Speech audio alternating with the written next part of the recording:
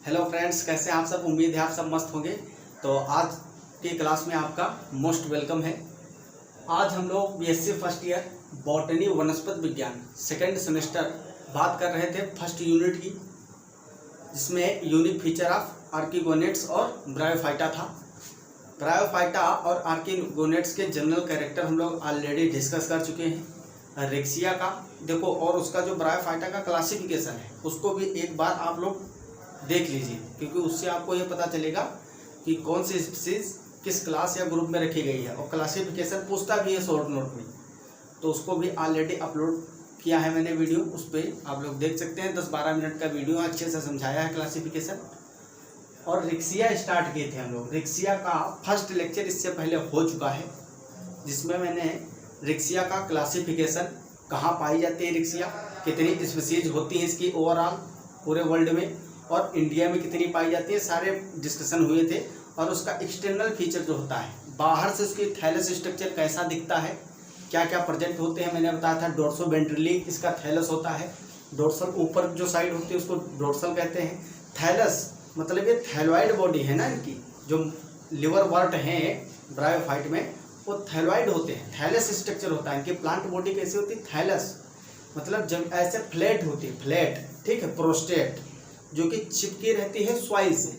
तो ऊपर का जो पार्ट होता है, जो ऊपर से हमको दिखता है, वो होता है डोर्सल साइड, और नीचे जो सॉइल से चिपका रहता है उसको बोलते हैं वेंट्रल साइड। डोर्सल साइड हरा होता है, डार्क ग्रीन, जिसमें जो सेल्स होती हैं, सबसे ऊपर एपिडर्मिस होती है, आपको पता ही है। एपिडर्मिस के बाद में क्या होगा, पैरेंकाइमेटस सेल्स होंगी, जिनमें क्या भरा होगा, क्लोरोफिल, ठीक है। तो फोटोसिंथेटिक सेल्स होंगी, जो कि जिस पे लाइट फॉल करेगी, सूर्य का प्रकाश पड़ेगा तो वो प्रकाश संश्लेषण करेंगी, फोटोसिंथेसिस। और नीचे जो वेंट्रल साइड होती है वो जमीन से, सॉइल से चिपकी रहती है, और उसमें राइजोइड एंड स्केल्स प्रेजेंट होते हैं। राइजोइड का काम क्या होता है, वाटर एंड मिनरल एब्जॉर्प्शन करते हैं। अभी आपको हम जब वेजिटेटिव रिप्रोडक्शन इसी लेक्चर में आपको बताएंगे, तो उसमें बताएंगे जो राइजोइड्स होते हैं उससे भी वेजिटेटिव रिप्रोडक्शन हो सकता है, नया थैलस ग्रो कर सकता है, ठीक है। तो आज का जो मेन टॉपिक है वो है internal structure and vegetative reproduction in Riccia. Riccia का जो थैलस होता है उसके इंटरनल स्ट्रक्चर मतलब आंतरिक संरचना कैसी होती है। बाहर से तो हम लोग देख लिए थे कि ऊपर का रीजन डार्क ग्रीन होता है, फोटोसिंथेटिक सेल्स होती हैं, और नीचे राइजोइड एंड स्केल्स प्रेजेंट होते हैं। और वो राइजोइड और स्केल बहुत ही ज़्यादा इंपॉर्टेंट है आपके एग्जाम के पर्पज से, शॉर्ट नोट पूछता है, ठीक है। राइजोइड्स और स्केल इससे पहले वाली क्लास में डिस्कस किया था। आज मेनली देखेंगे इंटरनल स्ट्रक्चर। तो आपको थैलस मेनली पता ही होगा, क्लास इतने दिन से कर रहे हो तो। इस तरह से इसका थैलस होता है जनरली, ठीक है। और इसमें एक मिड रिब इस तरह से प्रेजेंट होती है। इसमें डोर्सल ग्रूव होता है डोर्सल साइड में, ठीक है, राउंड शेप में। ये जनरल स्ट्रक्चर है रिक्सिया के थैलस का। इसके अपोजिट साइड पीछे से देखोगे उसको वेंट्रल कहेंगे, इधर डोर्सल है। डोर्सल साइड में डोर्सल ग्रूव प्रेजेंट होती है। अगर इस थैलस को, इसका हम सेक्शन काटते हैं, मान लो हम यहाँ से इसको बहुत ही फाइन पतला सेक्शन काटे।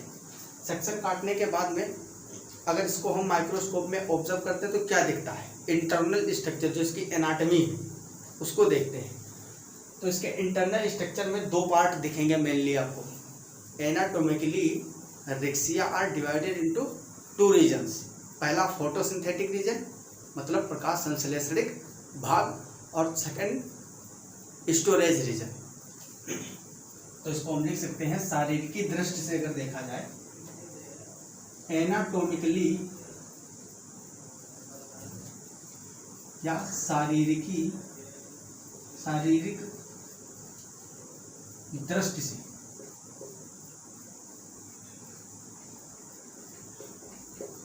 से इसे दो पार्ट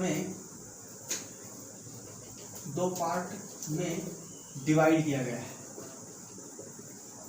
डिवाइड किया, इसमें 2 रीजन होते हैं। फर्स्ट होता है photosynthetic region, photo synthetic region, इसको हम हिंदी में बोलते हैं प्रकाश संश्लेषण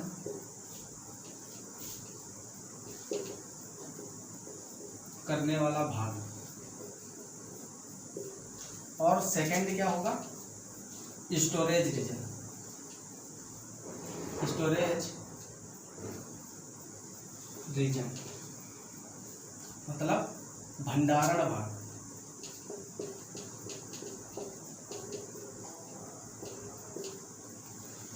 दो मिलेंगे आपको रीजन।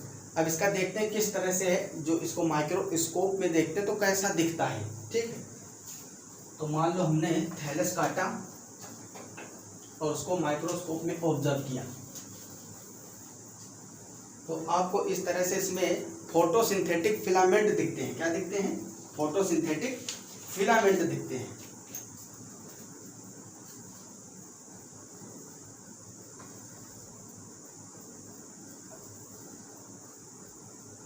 इस तरह का कुछ स्ट्रक्चर होगा। क्यों? क्योंकि ये डाइकोटोमसली ब्रांच्ड होता है। डाइकोटोमसली ब्रांच्ड का मतलब इस तरह से स्ट्रक्चर होता है। अब इसकी जो दूसरी ब्रांच होगी वो भी दो ब्रांचें बनाएगी। तो अगर ये आगे ग्रो करेगी ना, ये वाली, तो मान लो ये ग्रो कर गई इस तरह से, तो ये भी दो में डिवाइड होगी, ये भी आगे ग्रो करेगी तो दो ब्रांचेस बन जाएंगी इस तरह से टॉप पे। ठीक है, इस टॉप को बोलते हैं एपिकल नोच। यहाँ से एपिकल ग्रोथ होती है ऊपर की ओर। तो ये सारी चीजें मैंने डिस्कस किया इससे पहले, आप लोग क्लास देखिए। डाइकोटोमसली ब्रांचिंग का मतलब यही होता है, जितनी ब्रांचें होती हैं वो दो में डिवाइड होती जाती हैं। अब ये जब हम सेक्शन काटते हैं तो इस तरह से दो रीजन मिलेंगे। ऊपर इस तरह से जो ऊपर का डोर्सल भाग होगा ये इस तरह से होगा फ्लैट। ऊपर का भाग जो होगा, ऊपर की सेल्स होंगी वो कैसी होंगी? फोटोसिंथेटिक। नीचे की स्टोरेज रीजन। तो जो फोटोसिंथेटिक होंगी उसमें इस तरह से फिलामेंट होंगे, क्लोरोफिल के फिलामेंट प्रेजेंट होंगे। और ये कैसे होंगे? ग्रीन कलर के होंगे। ग्रीन कलर के फोटोसिंथेटिक फिलामेंट प्रेजेंट होंगे। और नीचे का जो पार्ट है ये स्टोरेज रीजन है, यहाँ पे सेल्स होंगी। और ऊपर एक सिंगल सेल्ड लेयर होगी जिसको हम बोलते हैं एपिडर्मिस।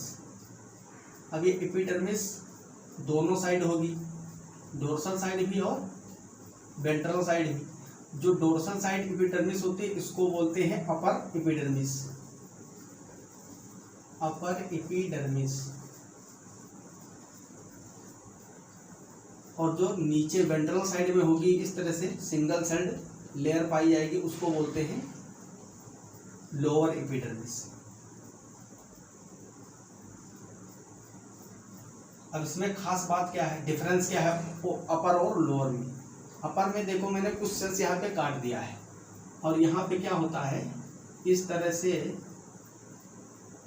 खुली जगह होती है थोड़ी सी, इसको बोलते हैं एयर पोर है। क्या है? सेंट्रल पोर होता है जहाँ से एयर आती है। क्योंकि फोटोसिंथेसिस तभी होगा, प्रकाश पड़ेगा लेकिन गैसेस एक्सचेंज भी होना चाहिए, CO2 और O2 का आदान प्रदान भी होना चाहिए ना फोटोसिंथेसिस में।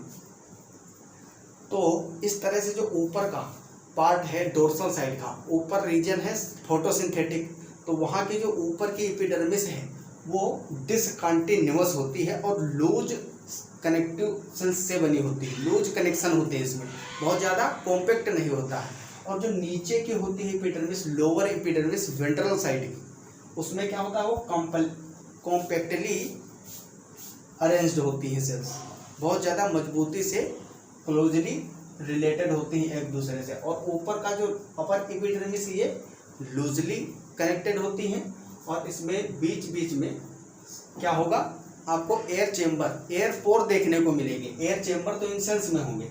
और अभी जब हम सेलुलर डायग्राम बनाएंगे, सेल दिखाएंगे, अभी फिलामेंट आपको दिखा रहे हैं। तो ये मेनली क्या है, एयर पोर। एयर पोर यहाँ से सीधा क्वेश्चन आएंगे। आप जब तक ये चीज़ें डिफाइन नहीं करोगे, देखो बायोलॉजी में क्या होता है, बॉटनी हो या जूलॉजी, जब तक आप डायग्राम नहीं बनाओगे आपको नंबर पूरे मिल ही नहीं सकते। तो ये बहुत इंपॉर्टेंट, इन चीज़ों को समझो।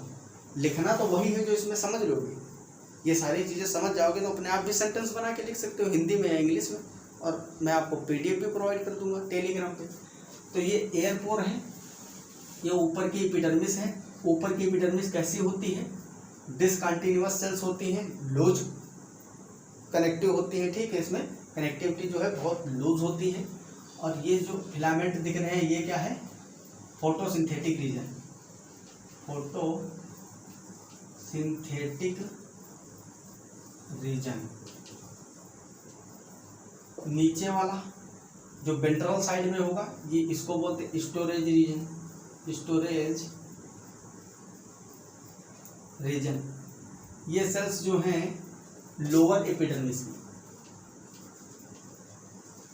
Lower epidermis. इसके लिए याद रखना है कि ये कॉम्पैक्टली अरेंज्ड होती है, ठीक, कंटिन्यूअस मैनर में। तो इस तरह से आप इसका स्ट्रक्चर बना सकते हो। अगर हम बात करते हैं इसके सेलुलर डायग्राम की, आप लोग इसको नोट करो साथ साथ। तो सेलुलर डायग्राम बस केवल उसमें क्या होता है आपको दिखाने पड़ते हैं सेल्स। अगर सेलुलर डायग्राम बनाए तो कुछ इस तरह से बनेगा। ये जो फिलामेंट हैं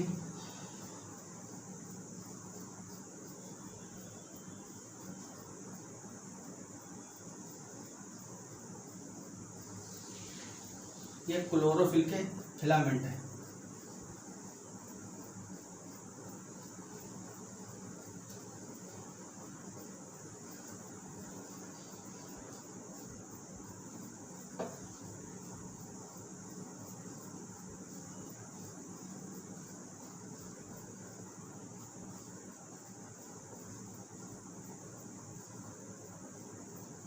इसके नीचे स्टोरेज रीजन होगा।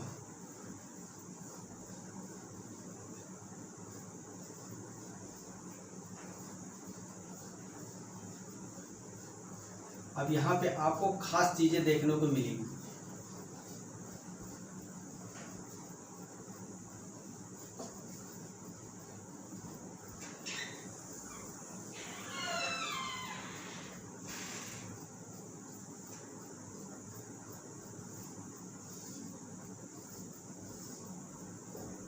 इस तरह से यहाँ पे स्केल्स भी प्रेजेंट होते हैं। ये क्या है? स्केल। स्केल वेंट्रल साइड में होते हैं, इसीलिए मैंने स्टोरेज रीजन की ओर बनाया है इसको। ऊपर की ओर नहीं होंगे क्योंकि वेंट्रल साइड नीचे स्केल और राइजोइड होते हैं। यहाँ देखो ये ऊपर का पार्ट है, ये है फोटोसिंथेटिक रीजन, फोटोसिंथेटिक रीजन। और नीचे वाला क्या है? Storage region, storage region. और ये है राइजोइड्स। अब इसमें क्या देखने को मिल रहा है? ऊपर की ये जो टॉप वाली सेल्स हैं ये एपिडर्मल सेल्स हैं, बीच बीच में एयर पोर है। क्या है? एयर पोर। अब देखो जो ऊपर फोटोसिंथेटिक रीजन है इसकी जो सेल्स हैं इसके अंदर क्या भरा होगा? ठसाठस इसमें क्लोरोफिल बहुत सारा भरा होगा। और ये क्या करेंगे? फोटोसिंथेसिस। बहुत सारा इसमें भरा होता है क्लोरोफिल, इसीलिए डार्क ग्रीन कलर के ऊपर का जो पार्ट होता है थैलस का वो डार्क ग्रीन कलर का दिखता है। और नीचे वाली जो सेल्स है और इसमें जो स्टोरेज रीजन है और फोटोसिंथेटिक रीजन है इसमें क्या दिख रहा है आपको? डिफरेंस क्या है? नीचे जो ये वाली सेल्स है इसमें कहीं भी स्पेस नज़र नहीं आ रहा है, मतलब इंट्रासेलुलर स्पेस अब्सेंट है। और इसमें इंट्रासेलुलर स्पेस यहाँ पे देखो प्रेजेंट है। इसका क्या मतलब है? देखो नेचर सबसे ज़्यादा होशियार है, प्रकृति या ईश्वर कह सकते हो जिसने सबको बनाया। वो जहाँ जिस तरह का कार्य होता है उसी तरह का अरेंजमेंट रखती है। हमारे बॉडी में भी ऐसे ही है। इसी तरह से इस थैलस स्ट्रक्चर जो छोटा सा प्लांट है रिक्सिया इसमें भी देखने को मिलेगा। ऊपर का जो रीजन है फोटोसिंथेटिक रीजन, मतलब यहाँ की जो सेल्स है उसमें क्लोरोफिल है, ये फोटोसिंथेसिस करेंगे, प्रकाश संश्लेषण। इसका मतलब ये हुआ कि गैसियस एक्सचेंज यहाँ होना चाहिए, क्योंकि ग्लूकोज का फॉर्मेशन जब होगा स्टार्च का या शुगर का या भोजन का कह सकते हो, आहार का निर्माण होगा तो वहाँ कार्बन डाइऑक्साइड और वाटर से ही ग्लूकोज बनेगा और उससे ऑक्सीजन भी रिलीज होगी। तो कार्बन डाइऑक्साइड और ऑक्सीजन में दोनों गैस है, गैसेस स्टेट में, तो उसका एक्सचेंज जब होने के लिए कोई ना कोई मेथड बनाया जाएगा तभी वहाँ फोटोसिंथेसिस हो सकता है। तो जो फोटोसिंथेटिक रीजन है यहाँ पे आपको क्या मिलेंगे, ऊपर एपिडर्मिस के ऊपर क्या होंगे, एयर पोर होंगे, जिससे कि गैसियस एक्सचेंज आसानी से हो सके और इनके बीच में भी इंट्रासेलुलर स्पेस पाए जाएंगे ताकि यहाँ से सेल के बीच आदान प्रदान हो सके गैसों का।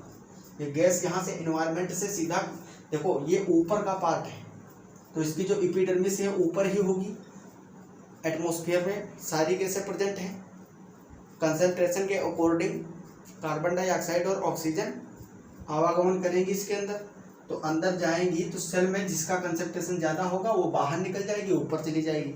किसका ज़्यादा होगा, फोटोसिंथेसिस में ऑक्सीजन प्रोड्यूस होती है तो उसका कंसंट्रेशन, सेल के अंदर ऑक्सीजन बन रही है तो जो चीज़ जहाँ बन रही है वहाँ तो उसकी कंसंट्रेशन ज़्यादा ही होगी ना। अब जहाँ गन्ना ज़्यादा होता है चीनी की कंसंट्रेशन वही तो ज़्यादा होगी, तो वहाँ से हर जगह जाएगी। सेम उसी तरह से सेल के अंदर जब ऑक्सीजन प्रोड्यूस हो रही है तो इन्वायरमेंट में ऑक्सीजन क्या होगी, डिफ्यूज़ हो जाएगी, और कार्बन डाइऑक्साइड खपत हो रही सेल के अंदर तो वो बाहर से अंदर आएगी, तो इस तरह से उसका डिफ्यूजन होगा गैसेस एक्सचेंज। चूँकि स्टोरेज रीजन का काम होता है कि जो ऊपर भोजन बन रहा है, शुगर स्टार्च जिसका फॉर्मेशन हो रहा है उसको स्टोर करना, तो स्टोर करने के लिए क्या होना चाहिए, उसमें इंट्रासेलुलर स्पेस की ज़रूरत ही नहीं है। जितनी ज़्यादा घनी सेल्स होंगी उतनी ज़्यादा सेल के अंदर आप रख सकोगे। तो यहाँ कोई भी प्रकार का स्टोरेज जो रीजन है इसमें इंट्रासेलुलर स्पेस जो होता है वो कम्प्लीटली एब्सेंट होता है। लास्ट में आपको राइजोइड्स दिख रहे हैं और ये है इसकी लोअर एपिडर्मिस, ये अपर एपिडर्मिस है, upper epidermis.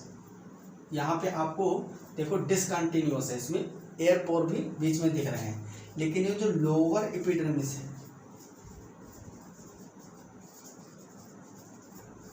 Lower epidermis continuous है, ठीक है, रेगुलर है, इसमें कहीं भी पोर नहीं है।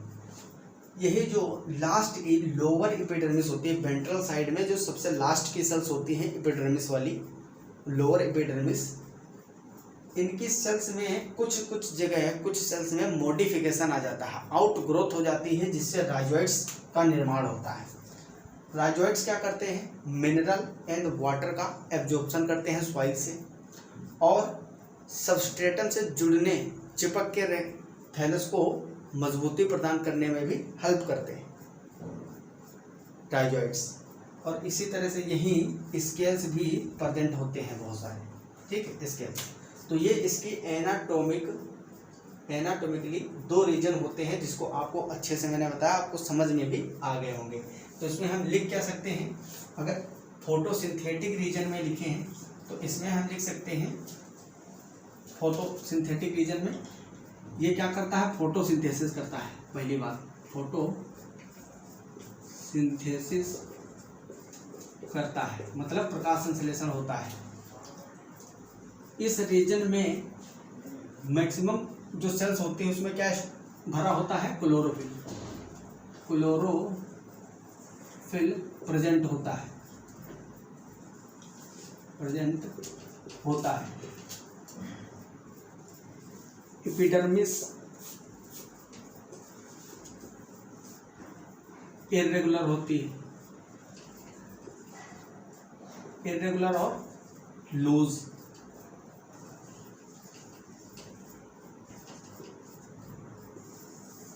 एयर पोर प्रेजेंट होते हैं, एयर पोर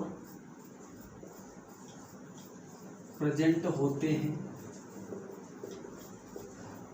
और क्या लिख सकते हैं इसमें, इंट्रासेलुलर स्पेस, इंट्रासेलुलर स्पेस भी होता है, होता है। अगर बात करें हम स्टोरेज रीजन की, सेकंड जो था storage region, storage region, lower epidermis,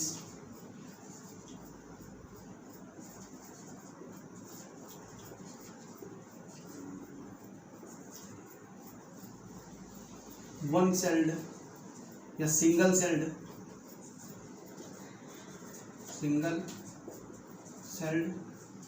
continuous layer होती है। ठीक है, कंटीन्यूअस लेयर होती है। इस तरह से one sailed thick rhizoids present होते हैं। राइजोइड्स प्रेजेंट होते हैं और स्केल भी प्रेजेंट होते हैं, ये भी लिख सकते हो आप। जो स्टोरेज रीजन है इसकी सेल्स कैसी होती है, कॉम्पैक्टली अरेंज्ड होती है। कॉम्पैक्टली अरेंज्ड होती है। किसी भी प्रकार का एयर पोर नहीं होता है, एयर पोर अब्सेंट होते हैं और इंट्रासेलुलर स्पेस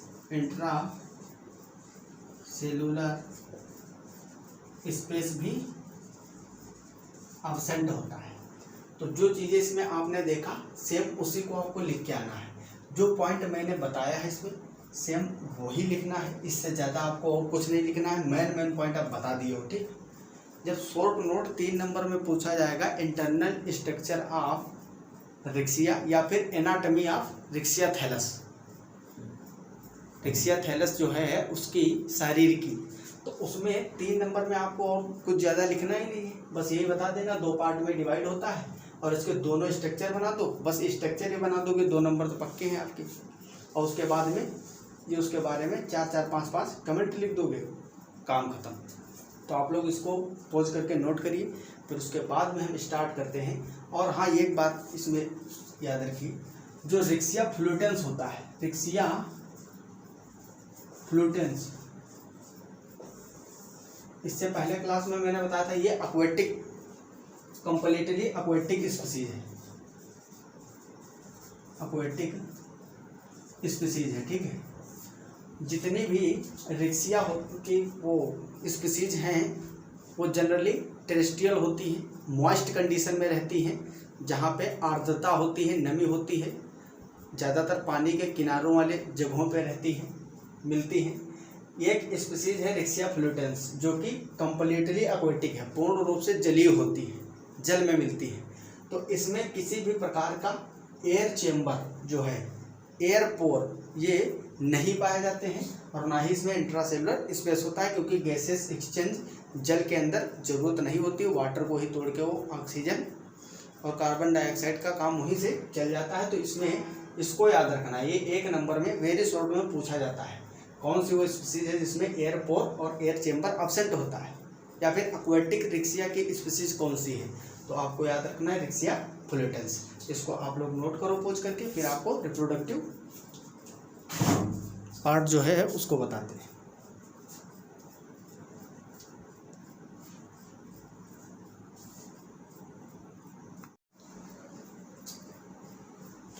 बात करते हैं जब रिप्रोडक्शन की, रिक्सिया में प्रजनन जो होता है, रिप्रोडक्शन वो किस तरह से होता है। तो मेनली 2 मेथड से होता है इसमें। पहला वेजिटेटिव रिप्रोडक्शन, जिसको कायिक प्रजनन कहते हैं। वेजिटेटिव रिप्रोडक्शन जो कायिक प्रजनन है, ये एक प्रकार का अलैंगिक प्रजनन ही है, एसेक्सुअल रिप्रोडक्शन का ही पार्ट होता है। एसेक्सुअल रिप्रोडक्शन का मतलब ये होता है जिसमें एक सिंगल ऑर्गेनिज्म न्यू ऑर्गेनिज्म को ग्रो कर सके, उसको बोलते हैं एसेक्सुअल रिप्रोडक्शन मेथड। ठीक है, उसमें जो स्पीसीज होती है वो अपने पूर्वज से बिल्कुल समान होती है, एक समान होती है। कार्यकीय और आनुवंशिकी दृष्टि से, शारीरिक और आनुवंशिकी दृष्टि से जो समान स्पीसीज होती है उसके लिए क्लोन वर्ड हम लोग यूज़ करते हैं ना। तो वेजिटेटिव रिप्रोडक्शन मेनली एक प्रकार का क्या है, एसेक्सुअल रिप्रोडक्शन ही होता है। और सेक्सुअल रिप्रोडक्शन, ये 2 मेथड हैं जिससे इसमें रिप्रोडक्शन होता है। तो आज हम वेजिटेटिव रिप्रोडक्शन जो कायिक प्रजनन है इसको डिस्कस करेंगे। बाकी सेक्सुअल रिप्रोडक्शन काफ़ी ब्रॉड है, इसमें लैंगिक अंग जो होते हैं, सेक्सुअल ऑर्गन्स, एंथ्रेडियम और आर्किगोनियम, उसमें किस तरह से मेल और फीमेल गैमेट का फॉर्मेशन होता है, सारी चीज़ें लाइव क्लास में आज डिस्कस करेंगे। आप लोगों को नोटिफिकेशन मिल गया होगा जो लोग टेलीग्राम ज्वाइन किए हैं। बाकी कम्युनिटी पोस्ट भी मैं डाल दूंगा अभी, तो आप लोगों तक पहुंच जाएगी लिंक, जिससे कि आप ज्वाइन हो सकते हैं। इसकी क्लास होगी बॉटनी की 8:10 से, ठीक है, आज ही। और 7 बजे से जूलॉजी की होने वाली क्लास, अमाइनो एसिड और प्रोटीन की। तो वेजिटेटिव रिप्रोडक्शन है, कायिक प्रजनन, ये कई सारी मेथड से हो सकता है। पहला इसमें फर्स्ट है by progressive death and decay of old part of the thallus. इस तरह से रिक्सिया का थैलस होता है।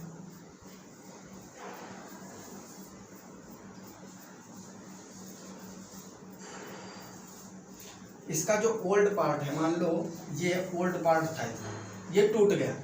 और मेनली टूटता कहाँ है, डाइकोटोमसली ब्रांचिंग जो होती है, जहाँ से ब्रांचिंग, यहाँ से ये इस तरह से फट सकता है बीच से, दो अलग अलग पार्ट में। तो ये अगर इस थैलस की डेथ हो जाए या डीके मतलब 2 पार्टों में डिवाइड हो जाए, तो जो नया पार्ट, जो ये पुराना वाला पार्ट है, ओल्डर पार्ट, ये नए थैलस का रूप धारण कर लेगा, नया थैलस बना देगा, ठीक है। तो इस तरह से इसमें क्या हो सकता है, वेजिटेटिव प्रोपेगेशन या रिप्रोडक्शन। सेकंड है इसमें बाय एडवेंटिशियस ब्रांचिंग। जो एडवेंटिशियस ब्रांचेस होती हैं, ये मेनली रिक्सिया फ्लूटेंस में देखने को मिलेगा, जो एक्वेटिक प्लांट है। इसका मैंने स्ट्रक्चर बताया था, जिसका थैलस होता है वो सबसे अलग होता है, इरेक्ट बॉडी होती है इसकी। ऐसा लगता है कि इसमें जो है जाइलम फ्लोएम प्रेजेंट है, बहुत ज़्यादा डेवलप टिश्यू है इसमें, ठीक है। तो इस तरह से आपको बताया था, एक डायग्रामेटिकली स्ट्रक्चर बताए थे इससे पहले की क्लास में, कि इस तरह से इसमें ब्रांचिंग भी पाई जाती है। ये इस तरह से इसका थैलस होता है, रिक्सिया फ्लूटेंस का। इसके जो ब्रांचेस हैं, एडवेंटिशियस ब्रांचेस, अगर ये टूट जाती है, ठीक है, वाटर में होता ही है, मेनली वाटर में धारा के साथ बहते रहते हैं, स्विमिंग करते रहते हैं उसी में। तो उसके दौरान मान लो किसी चीज़ से टकरा गए, या ऑर्गेनिज्म भी होते हैं, मछलियाँ इधर उधर उथल पुथल करती है, उससे अगर पार्ट टूट जाता है तो नया थैलस बना देता है रिक्सिया फ्लूटेंस का। तो ये भी क्या है, एक मेथड है वेजिटेटिव रिप्रोडक्शन की। अगला थर्ड आता है इसमें by death of the thallus in डाउट कंडीशन। मान लो अनफेवरेबल कंडीशन आ गई। मेनली आपको पता है जो रिक्सिया का हैबिट होता है, हैबिट मतलब जहाँ ये रहते हैं, आवास इनका, वो मॉइस्ट कंडीशन होती है। जहाँ मॉइस्ट कंडीशन होगी, ठीक है, या रेनी सीजन, जहाँ पर ज़्यादातर रेनी एरियाज जो हैं अर्थ पे, वहाँ ये पाई जाएंगी। हिमालय पे पाई जाती है, हिमालय पे 3000 मीटर तक ऊंचाई तक की ग्रो कर जाते हैं, ठीक है, 3000 मीटर ऊंचाई पर भी ग्रो करते हैं वहाँ भी।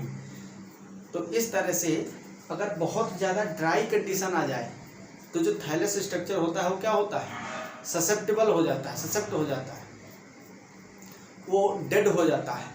लेकिन जो थैलस का ऊपरी पार्ट होता है, ये थैलस है, मान लो ये वाला जो पार्ट है थैलस, जिसको हम एपिकल नोच बोलते हैं, ये नहीं मरता है जल्दी।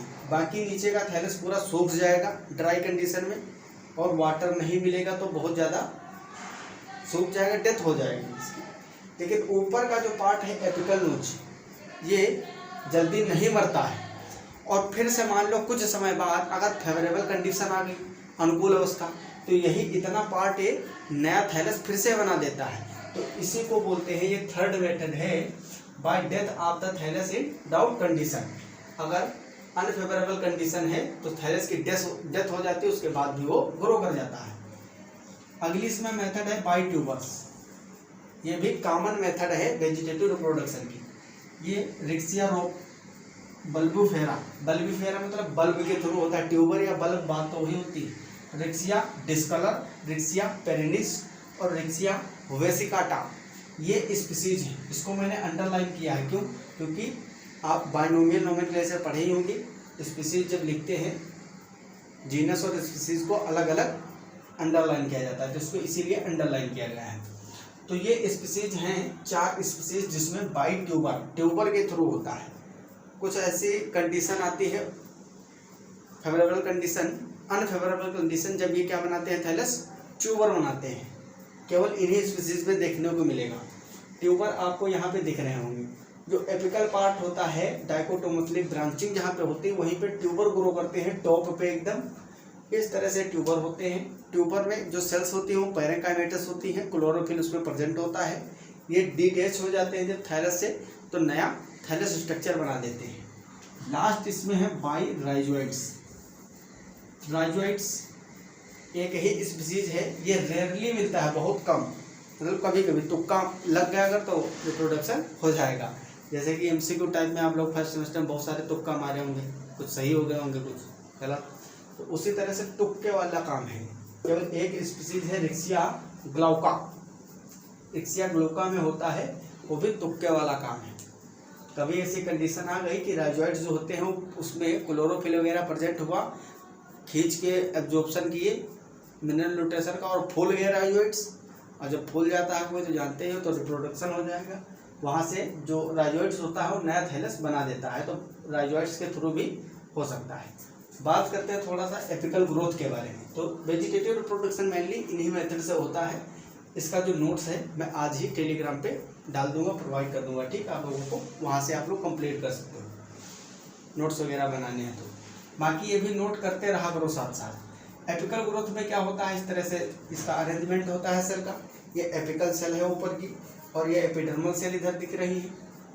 नीचे जो पार्ट है इसमें क्लोरोफिल भरा हुआ है, फोटोसिंथेटिक रीजन है, तो यही सेल जो है आगे ग्रोथ करती रहती है और इसमें एपिकल मतलब ऊपर की ओर ग्रोथ होती रहती है। तो आई होप आज की क्लास आपको पूरी समझ में आई होगी किस तरह से इसमें वेजिटेटिव रिप्रोडक्शन होता है और इंटरनल स्ट्रक्चर इसका, जिसमें कि हमने 2 रीजन बताए थे, फोटोसिंथेटिक और स्टोरेज रीजन, आपको अच्छे से समझ में आए होंगे। अगली क्लास इसकी जो है रिक्सिया की वो आज ही शाम को अभी मैंने बताया 8-10 से स्टार्ट होगी लाइव क्लास, और तब तक चलेगी जब तक प्रभु की इच्छा, तो कोई उसका सीमा नहीं है। जब तक आप लोग जुड़े रहोगे, पढ़ते रहोगे तो लाइव क्लास चलती रहेगी कंटिन्यू। तो मिलते हैं शाम को अगली क्लास में, तब तक के लिए okay bye, all the very best, पढ़ाई करते रहो अच्छे से।